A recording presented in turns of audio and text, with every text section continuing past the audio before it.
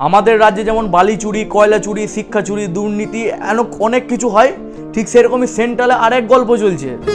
নিটের paper leak হয়েছে, মানে যে পরীক্ষা দিয়ে ডাক্তার হয় সেই পরীক্ষার পেপার লিক হয়েছে। মানে সিরিয়াসলি আমাদের রাজ্যের এসএসসি দুর্নীতি হয়েছিল, অনেক টিচারের অবস্থা খারাপ হয়ে গেল, ঠিক সেরকমই এখন আবার সেন্ট্রালে নিটের পেপার চুরি হয়েছে ভাই। মানে সামান্য 15-20 লাখ টাকার জন্য নেতারা নিটের পেপার লিক করে দিয়েছে।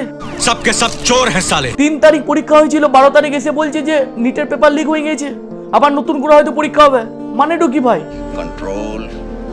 বিজেপির দীনেশ বায়ওয়ালকে গ্রেপ্তার করা হয়েছে। আমার এই জিনিসটা খুব ভালো লেগেছে, বিশ্বাস করো। মানে বিজেপি সেন্ট্রালে থাকা সত্ত্বেও বিজেপির নেতা ভুল করার পর বিজেপির নেতাকে অ্যারেস্ট করা হয়েছে। আর এটা সামান্য পরীক্ষা লয় রে ভাই, এটা একটা দেশের মুদ্রা। আমাদের দেশের দুটো মেন জিনিস, স্বাস্থ্য এবং শিক্ষা, যে দুটোতেই যদি স্ক্যাম হয় তাহলে তো দেশ থাকবেই না রে ভাই। আমাদের মতন লোকেদের কোনো যায় আসবে না, কিন্তু যারা বছর পর বছর প্রিপারেশন নিচ্ছে ডাক্তার হওয়ার, শিক্ষক হওয়ার, তাদের এই যন্ত্রণাটা তারা বুঝতে পারছে। মোদিজি এই গেলা তোমাদের পার্টির লোকেদের কাছ থেকে আশা করা যায় না। এইসব লোকগুলোকে দল থেকে বার করো। সিরিয়াসলি বলছি, এই সব লোকগুলোকে ফাঁসি দাও ডিরেক্টলি। কারণ এটা শুধু সামান্য পরীক্ষা ক্যান্সেল হচ্ছে বা নিট পেপার লিক হয়েছে তাই নয়, 23 লাখ ছাত্রছাত্রীদের জীবন নষ্ট। এটা একটা নিট পরীক্ষা অর্গানাইজেশন করতে গেলে 500-600 কোটি টাকার খরচা হয়। তাহলে আবার নতুন করে যখন 500-600 কোটি টাকা দিয়ে পরে আবার নিট এক্সামকে কন্ডাক্ট করা হবে, তাহলে সেই টাকাটা কিন্তু আমাদেরই পকেটের ট্যাক্সের থেকে যাবে। শিক্ষা আর স্বাস্থ্য নিয়ে দুর্নীতি করো না ভাই। মানুষ তোমাদেরকে ভরসা করে রেখেছে, ভরসার মর্যাদা দাও।